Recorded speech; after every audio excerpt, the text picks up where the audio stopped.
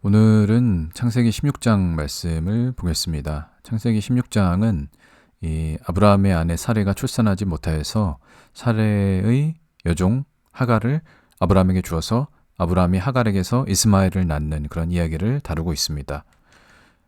일단 본문을 보시면은 창세기 16장 1절부터 보시면은 그 여종은 애굽 사람이고 하갈이다라고 이렇게 소개를 하고 있고요. 이때가 이제 언제냐면은 3절에 보시면은 이때 그 사레가 그 여종 하갈을 아브라함에게 준 때에는 아브라함이 가나안 땅에 거주한 지 10년 후라라고 이렇게 얘기를 합니다. 아브라함이 이제 창세기 12장에서 하나님께서 나타나셔서 너의 고향, 너의 본토, 고향, 아버지의 집을 떠나서 내가 너에게 보여줄 땅으로 가라 라고 이렇게 떠나고 나서 이제 가나안 땅에 온 지 10년이 지났는데 그때까지 이제 사라에게 아직까지 아들이 없었던 그 자식을 하나도 낳지 못했던 것입니다. 그래서 사라는 이제 여기 10년 후라고 나오는데 히브리어로는 이제 미케츠 에슈에르 샤님이라는 히브리어가 사용됐는데 지극하면은 10년의 끝이라는 뜻입니다. 그래서 사라는 이 가나안 땅으로 옮긴 후에 가나안 땅에서 그 10년 동안 자식을 낳기를 기다렸으나 10년이 끝날 때까지 자식이 생기지 않자 그것이 끝났을 때 이제 자기의 여종을 아브라함에게 준 것입니다. 이 이제 창세기 12장 여기 보시면은 1절에 보시면은 이 여종 하갈은 애굽 사람이라고 나옵니다. 그래서 이 애굽 사람 여종을 얻은 것은 창세기 12장에 아브라함과 사레가 이집트에 갔다가 거기서 이제 바로가 사레를 아내로 삼으려고 했던 그 사건을 통해서 이제 아브라함이 그런 뭐 가축과 많은 남종 여종을 얻었다고 하는데 그때 얻은 여종일 가능성이 아주 크다고 그렇게 보고 있습니다. 이 사레는 이제 자기가 자녀를 낳지 못하자 이 하갈을 대리모로 사용해서 이 하갈이 낳은 자식을 낳았을 때 그 자녀를 자기들의 그런 자녀로 삼으려고 했던 것입니다. 이것은 이제 어떤 이 대리모라는 개념은 현대에는 이제 좀 약간 어떻게 보면 낯선 개념인데 고대 근동 쪽에서 이제 발견된 그 아브라함 시대의 문헌을 보면은 본처가 자식을 낳지 못할 경우에는 여종을 구해서 자식을 낳게 해야 한다라는 그런 기록이 있습니다. 그래서 이것은 아브라함 시대 그 주변에서 관습적으로 행해지던 일이었는데 이제 지난번에 아브라함이 이집트에 갈 때 사레를 누이라고 했던 것이 그 시대에 이제 어떤 위험을 피하기 위해서 관습적으로 행해졌던 것이라고 말씀을 드린 적이 있는데요. 그때처럼 이번에도 그들에게 이제 아브라함과 사레 사이에 자식이 생기지 않는 문제에 대해서 이들이 또 그 시대에 통용되던 그런 인간적인 방법을 사용하여서 해결하려고 한 것입니다. 그들이 아브라함과 사레가 이렇게 자식을 얻으려고 한 것은 하나님께서 분명히 아브라함에게 하늘에 별과 같은 많은 자손을 주시겠다라고 그렇게 약속을 하셨는데도 불구하고 10년 동안 자식 한 명 그렇게 자식을 하나도 낳지 못한 그런 일이 있자 그것을 기다리지 못하고 그렇게 이제 그들이 자기의 힘으로 그렇게 육신적으로 자녀를 낳으려고 그렇게 노력을 했던 것입니다.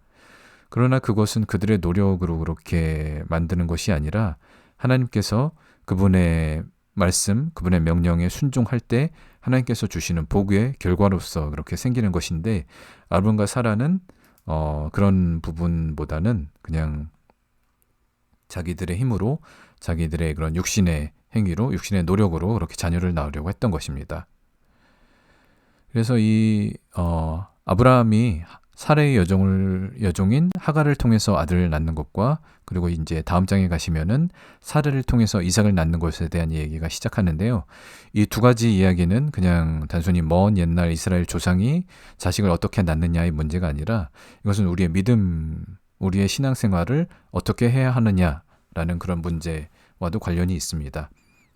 이것에 대해서 이제 바울이 갈라디아서 4장에서 이것을 잘 해석을 했는데요.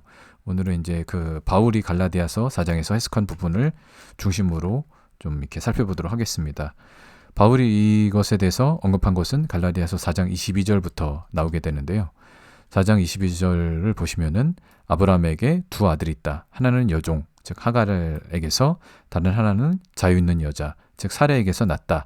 라고 이렇게 이야기를 시작하고 있습니다. 그리고 나서 이제 23절에 보시면은 이 여종 하갈에서 난 것은 육체를 따라 낳고 그리고 자유 있는 여자는 약속으로 말미암아 낳았다라고 이 둘을 대조해서 얘기를 하고 있습니다. 이것을 좀 정리를 해보면은 하갈은 여종이고, 그리고 사라는 자유자라고 이렇게 구분해서 얘기를 하고 있습니다. 그리고 이 하갈에서 낳은 아들은 여기에 보시면은 육체를 따라 낳았다라고 얘기를 하고 있고, 이 사레를 통해서 낳은 아들은 여기 보시면은 약속으로 말미암아 낳았다. 약속으로 태어난 아들이라고 이 둘을 이렇게 구분해서 이제 얘기를 하고 있습니다. 그래서 이제 이 이스마엘, 이제 하갈을 통해서 낳은 아들은 이스마엘이죠. 그 이스마엘은 그들이 하나님의 약속을 받고 한 것이 아니라 육신적인 노력으로 낳은 아들이고, 이삭, 이 사레 자유자를 통해서 낳은 아들은 이 창세기 17장에 보시면은 이제 다음 시간에 아마 다룰 수도 있는데, 창세기 17장에서 하나님께서 사라에게 이제 너에게 사라가 아들을 낳을 것이다. 그리고 내년 이맘때 내게 아들이 있을 것이다. 라고 이렇게 약속을 하셔서 그 약속을 통해서 이제 낳은 아들입니다. 그래서 이 그들의 육신의 노력으로 낳은 이 아들과 하나님의 약속으로, 어떻게 보면 하나님의 말씀으로 이렇게 태어난 아들 하갈과 사레가 낳은 그 아들들을 이렇게 좀 비교해서 대조적으로 이렇게 얘기를 하고 있는 것입니다. 갈라디아서 이제 다시 갈라디아서 4장을 보시면은 24절에 바울은 이것이 비유라고 얘기를 합니다. 그래서 이것이 이제 상당히 좋은 것을 바울이 이제 얘기를 하고 있는데, 구약에 나온 것이 단지 그것이 우리가 문자적으로 이해하는 것이 아니라 구약에 나온 그런 말씀들이 우리에게 어떤 하나님께서 주시고자 하는 그런 가르침, 깨달음을 알려주시는 것이고, 그것이 이제 어떤 것들은 비유적으로 그것을 나타내는 것이라고 그렇게 얘기를 하고 있습니다. 이것은 이제 이 구약에 나오는 좀 전에 살펴본 하갈과 사라를 통해서 이 아들을 낳는 것은, 바울은 이것이 두 언약을 얘기한다라고 이렇게 얘기하고 있습니다. 이 두 언약이라는 것은 쉽게 말하면은 옛 언약과 새 언약이라고 이렇게 얘기를 할 수가 있는데요. 옛 언약과 새 언약을 이제 정리를 해서 말씀을 드리겠습니다. 옛 언약 그리고 새 언약. 여기서 이제 하갈을 통해서 낳는 것이 옛 언약, 그리고 사라를 통해서 낳는 것이 새 언약을 얘기하고 있고요. 그래서 하나는 이제 여종을 통해서 낳은, 하갈을 통해서 낳은 언약인데, 그것은 바로 시내산으로부터 이제 나왔다라고 얘기합니다. 그리고 이 하갈은 아라비아에 있는 시내산이고 지금 예루살렘과 같다라고 이렇게 얘기를 하고 있고요. 그래서 옛 언약은 시내산 언약을 말하는 것이고 예루살렘과 같다라고 얘기합니다. 이 시내산 언약이라는 것은 이제 이스라엘이 애굽에서 400년 동안 그렇게 종로를 타다가 나와서 출애굽 이후에 시내산에 도착했을 때, 하나님께서 이제 시내산에서 모세를 통해서 그들에게 이제 십계명 돌판을 주시고 율법을 주시고 언약을 맺으신 그 언약을 얘기하는 것입니다.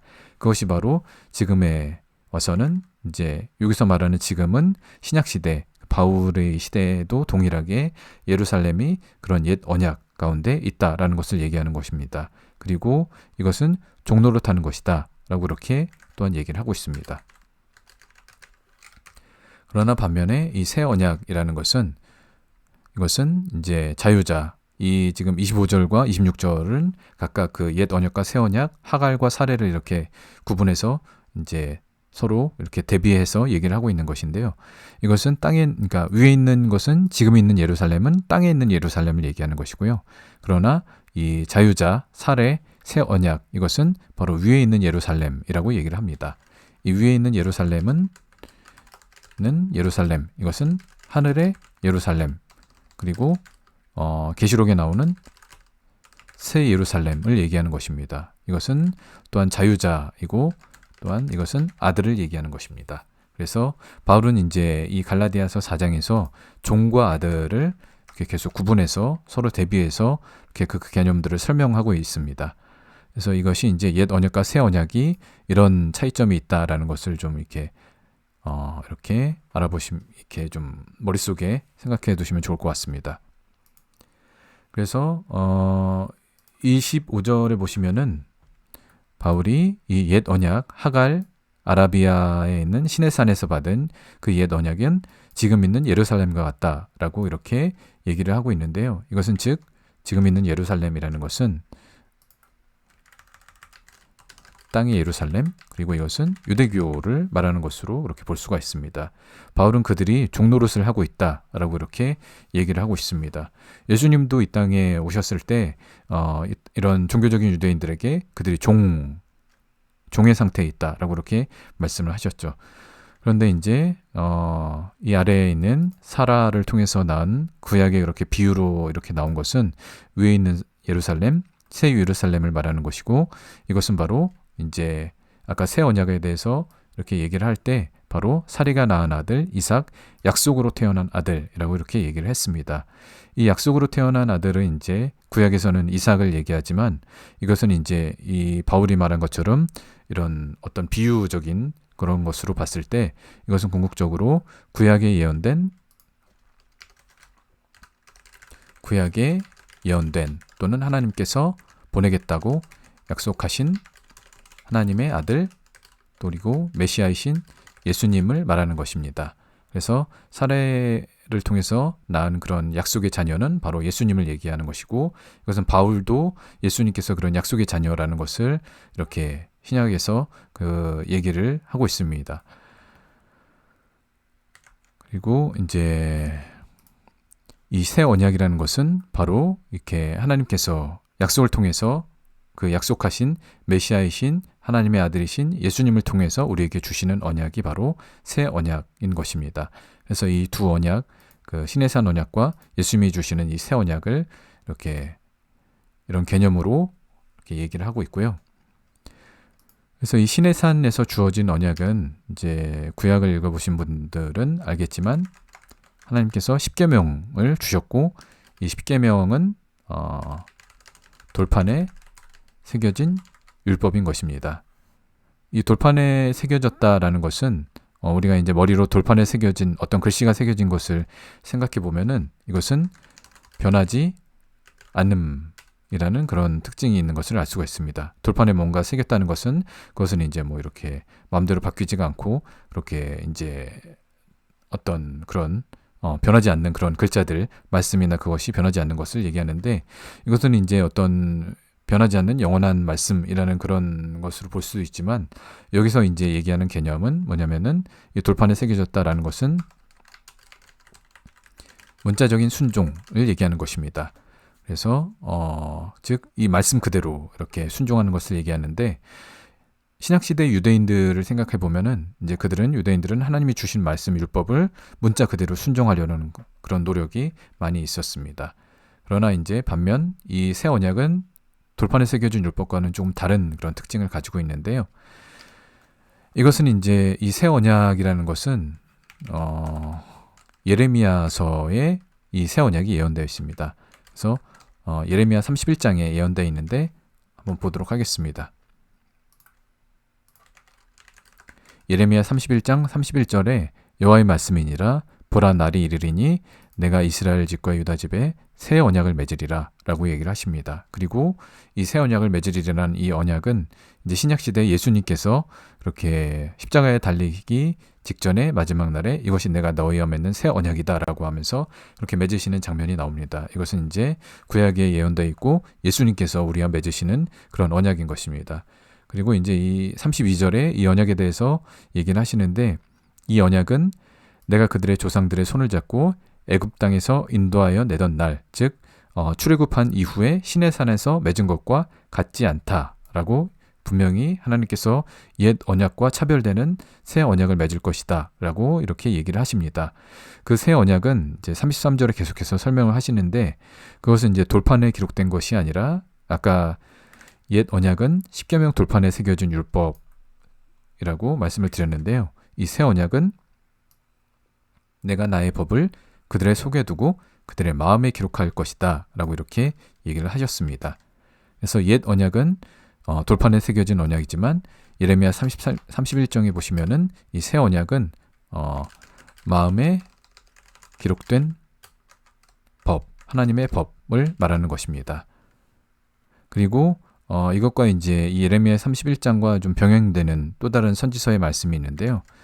여기 보시면은 내가 나의 법을 그들의 속에 두고 그들의 마음에 두어서 그것으로 이제 내가 그들의 하나님이 되고 그들은 내 백성이 될 것이다 라고 이렇게 얘기하고 있는데, 이것과 비슷한 구절이 에스겔 11장에 나옵니다. 11장 19절 20절을 보시면은 여기서도 내가 그들에게 한 마음을 주고 그 속에 새 영을 주어, 이렇게 얘기를 하십니다. 아까는 이제 내가 그들의 마음에 나의 법을 주고 그렇게 한다고 하셨는데, 여기서는 이제 새 영, 하나님의 영을 주신다라고 이렇게 말씀을 하시고, 그래서 그들이 내 율례를 따르고 내 규례를 지켜서 그들은 내 백성이 되고 나는 그들의 하나님이 되리라. 이것은 이제 같은 말씀이 나와 있는 것이죠.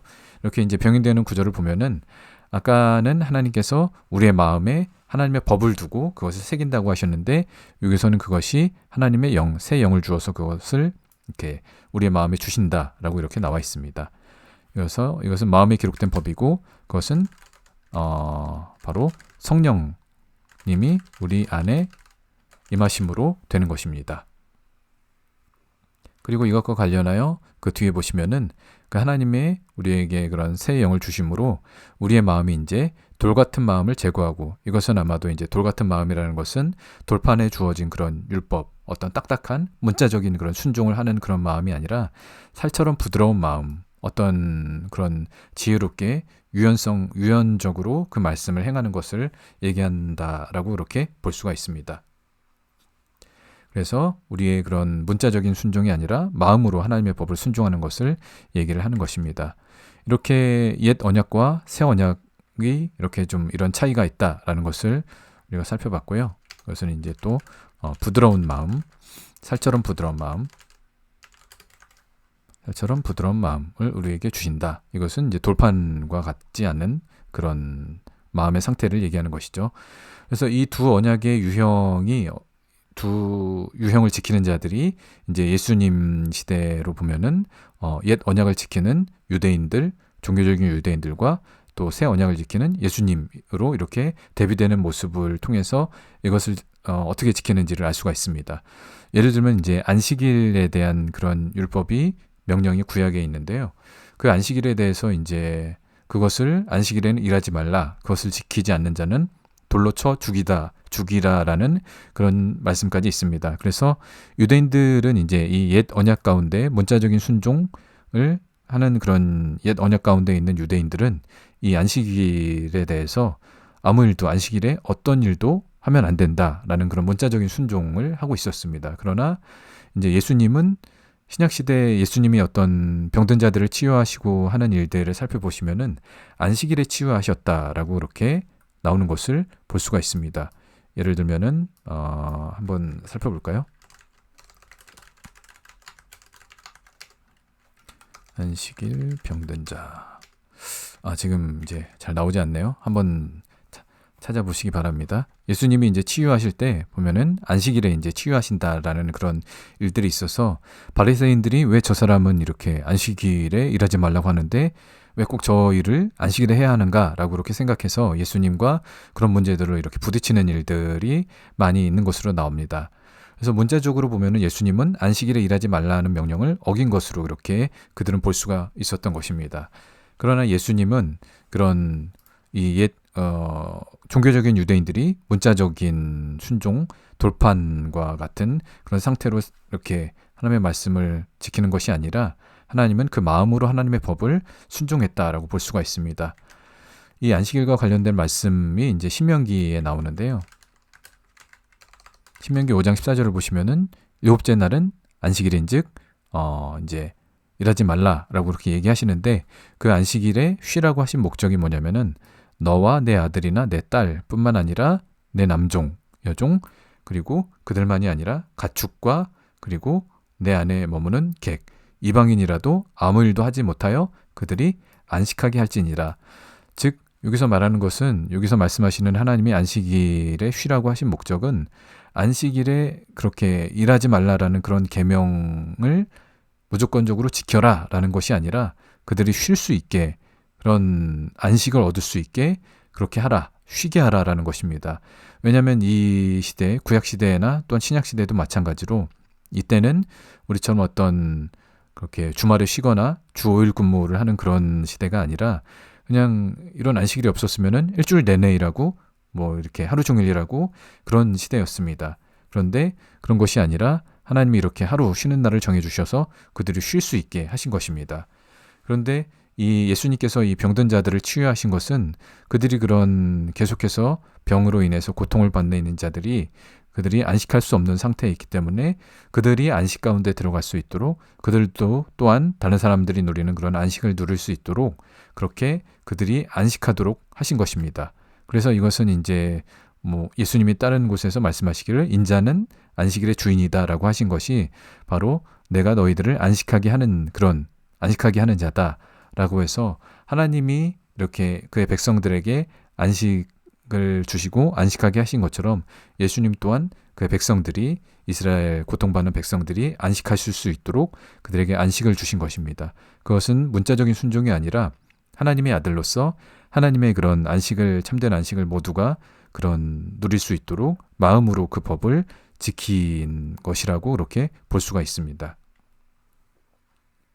그래서 바울은 이 옛 언약 아래에 있는 자들을 아까 아까 살펴본 것처럼 종노릇하는 자들이라고 얘기합니다.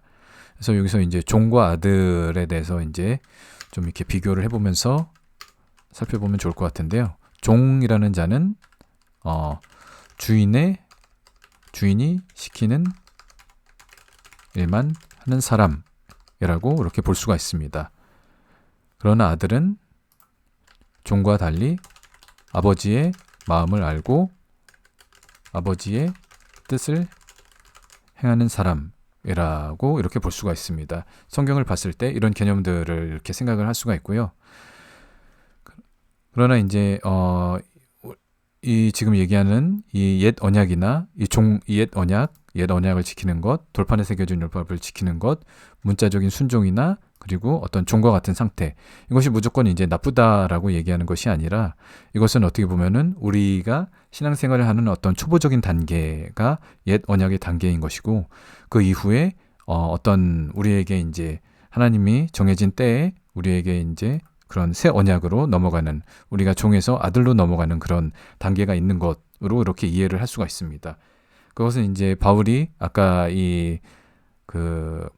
갈라디아 4장에서 살펴보신 것처럼, 갈라디아 4장에 이제 우리가 뒷부분을 살펴봤는데 앞장을 보시면은 1절에서 3절을 보시면은 이제 아까 나왔던 얘기를 계속 같은 맥락에서 유업을 이을 자, 즉 유업을 이을 자는 이제 아들을 얘기하는 것인데, 이 유업을 이을 아들이 원래는 모든 것의 주인이지만 어렸을 때는 종과 같다라고 얘기합니다. 이 어렸을 때는 이제 어떤 나이가 아니라 우리의 신앙생활에서 성숙하지 않은 단계, 어린아이의 단계에 있을 때를 얘기를 하는 것입니다. 그러나 이제 이런 어렸을 때의 종의 그런 단계에 있다가 4절, 5절에 보시면은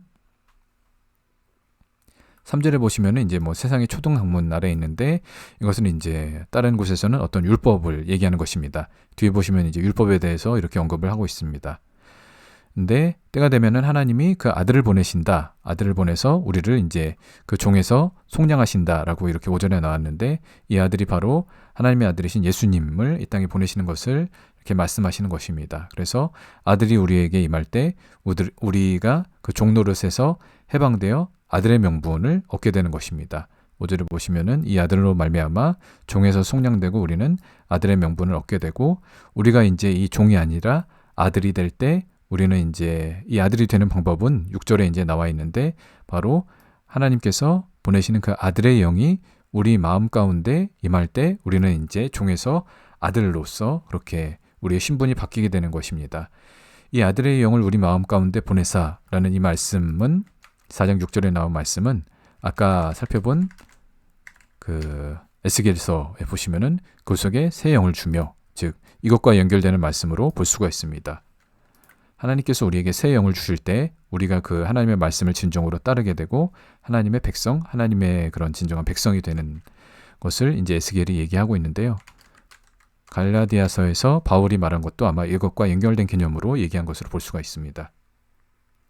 그래서 우리가 아들이 되는 것은 하나님이 보내시는 아들의 영이 우리 마음 가운데 임할 때 되는 것이고, 그렇게 해서 우리가 아들이 되면 종이 아니고 아들이 되기 때문에 아들이면은 하나님의 유업을 받을 자가 되는 것입니다. 이렇게 바울은 우리가 신앙생활의 그런 우리의 믿음의 단계가 어렸을 때는 종처럼 그렇게 생활하지만 어느 순간 우리에게 이제 그 종과 같은 삶을 계속 인내하고 순종해 나갈 때 하나님의 이런 아들의 영, 예수님의 영, 예수님의 이름으로 보내시는 성령께서 우리 가운데 임할 때 우리가 이제 참다운 아들이 될 수 있다라고 이렇게 얘기를 하는 것입니다. 이것은 이제 우리가 그런 어렸을 때의 순종 단계에서 이제 그런 문자적인 순종 단계에서 아들의 영, 성령께서 우리에게 오셔서 성령께서 우리 마음 가운데 임하셔서 하나님의 참된 말씀을 가르쳐 주시고, 그럴 때 우리는 진정한 말씀에 순종하는 아들이 된다라는 것을 이렇게 말하고 있는 것입니다. 그래서 이 지금 갈라디아서 이제 4장 30절을 보시면은 이제 아까 22절부터 계속 그 구약 시대에 아브라함이 아들을 낳는 그런 사례를 통해서 낳는 것과 하갈을 통해서 낳는 것에 대해서 계속 설명하고 있는데, 여기서 이제 또 무슨 얘기를 하냐면 여종과 아들을 내쫓으라. 왜냐하면 그 여종과 그 아들은 유업을 얻지 못할 것이다 라고 이렇게 얘기를 하고 있습니다. 그래서 앞에서 설명한 것처럼 이 종의 단계에서는 유업을 얻지 못하지만 아들이 되어야 진정으로 하나님의 유업을 받을 수 있는 그런 자격이 생기는 것입니다. 그래서 이것이 이제 오늘 본문인 창세기 16장에서도 이것을 알 수가 있는데요. 일단은 이 종과 아들을 보시면은 종은 이제 주인이 시키는 일만 하게 되고, 그리고 종은 유업을 이을 수 없고 유업에 관심도 없는 사람입니다. 관심도 없음.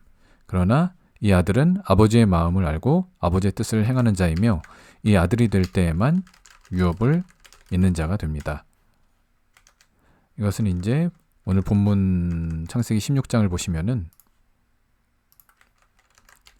16장 6절에 이제 이 하갈이 임신한 것으로 말미암아 아직 임신하지 못했던 사레를 이렇게 앞에 보시면은 멸시한다. 그의 여주인을 멸시한다라고 이렇게 나와 있습니다. 그래서 사레가 아브라함에게 내가 이렇게 받는 것은 당신 때문이다라고 그렇게 얘기를 하고, 그러자 이제 아브라함이 다시 이 사레가 자기에게 주었던 그 여종을 다시 사레에게 이렇게 당신의 수중에 있다, 당신의 손 하나에 있다 하면서 당신 마음대로 하라라고 하자 사레가 하갈을 학대하는, 괴롭히는 일들이 있게 됩니다.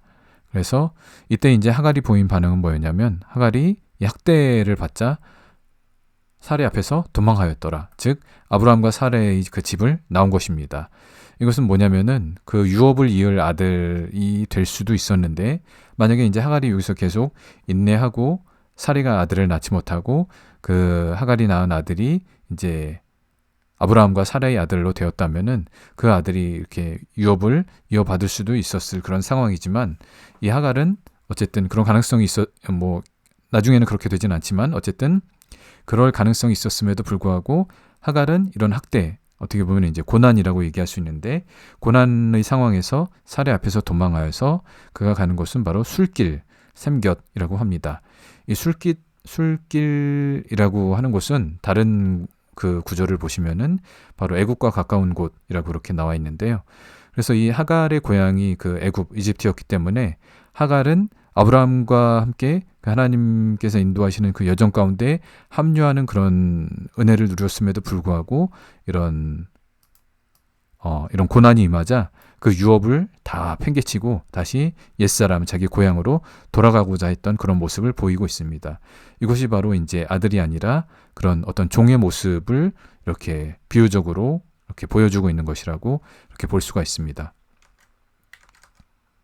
그래서 이 종은 어떤 고난이 임할 때 옛사람으로 돌아가는 그런 모습을 보이는 반면에, 이 아들은 유업을 이을 자이기 때문에 고난을 인내하고 유업을 잇는 사람이 그런 참된 아들이라고 이렇게 볼 수가 있는 것입니다. 하나님께서 이제 그 아브라함에게 많은 자손을 주시겠다라고 이렇게 언약을 하셨는데 아브라함은 그것을 이제 육신을 따라서 이렇게 했고 그런 말미암아 이제 하갈이 이렇게 이스마엘을 잉태하고 그런 일들이 있었던 것입니다. 근데 이제 하나님께서 어쨌든 아브라함의 자손을 많게 하시겠다는 그런 것이 있었기 때문에 이제 창세기 16장 이쪽을 보시면은 뒤에 보시면은 이제 사레가 도망갔다가 하나님의 사자 천사가 나타나서 그에게 이제 사레에게 돌아가라라고 그렇게 얘기를 합니다. 그러면서 돌아가서 주인에게 복종하라. 그러면 이제 내가 내 씨를 크게 번성하게 하고 셀 수 없게 하리라라고 이렇게 얘기를 하십니다. 이런 이제 종과 같은 모습, 종의 아들이지만 그리고 여종의 아들이고 그렇지만 그에게도 하나님은 이렇게 복을 주실 수가 있는 것입니다. 왜냐하면 하나님께서 아브라함의 그런 많은 자손을 주시겠다는 그런 언약을 주셨고 또 그것으로 인해서 이렇게 복을 받을 수 있는 것인데요. 이것은 우리에게 적용을 해보면은 우리가 어떤 믿음의 초보적인 단계에서 육신의 노력으로 육신의 순종으로 그렇게 종과 같은 상태에서 그렇게 하는 우리의 행위에 대해서 하나님께 복을 받을 수 있습니다. 그러나 여기를 보시면은 하나님의 사자가 이제 하나님을 대신하여 이렇게 말씀을 하는데 이 복에 대한 번성에 대한 복을 얘기하지만은 유업에 대해서는 전혀 언급을 하지 않습니다. 왜냐하면은 아까 보신 것처럼 갈라디아에서 보신 것처럼 이 아들은 유업을 얻을 수 있지만 종은 유업을 얻을 수 없기 때문입니다. 그래서 우리가 이것을 이제 우리에게 적용해 봤을 때 종의 상태에서는 우리가 이런 육신의 노력으로 하나님의 말씀에 순종하고 하는 것으로 인해서 복을 얻을 수 있지만 우리가 그 복을 얻는 것만이 아니라 우리는 진정한 아들이 되어서 유업을 얻는 자가 되어야 하는 것입니다. 그렇기 때문에 우리가 아직은 저를 포함해서 이렇게 아직은 이제 종의 단계에서 그런 육신적으로 또 문자적으로 하나님의 말씀을 그렇게 초보적인 단계에서 어린아이처럼 그렇게 순종을 할 수가 있지만은 그러나 바울이 말한 것처럼 아들의 영이 우리 마음 가운데 임하여서 우리가 참된 하나님의 그런 아들과 같은 존재가 되어야 하는 것입니다. 그럴 때 우리는 하나님의 복만이 아니라 하나님께서 아브라함부터 또한 예수님을 통해서 주시고자 하는 그런 유업을 얻을 수 있는 자가 될 것이기 때문입니다. 그래서 저를 포함해서 우리 모두가 각자가 하나님의 영을 구하고 또 하나님께서 우리에게 주시는 아들의 영, 예수님의 이름으로 우리에게 임하는 그런 아들의 영이 우리에게 임해서 우리가 종에서 진정한 유업을 잇는 아들이 되기를 그렇게 각자 모두가 아들이 될 수 있기를 이렇게 기원합니다. 오늘 강의는 여기까지입니다. 감사합니다.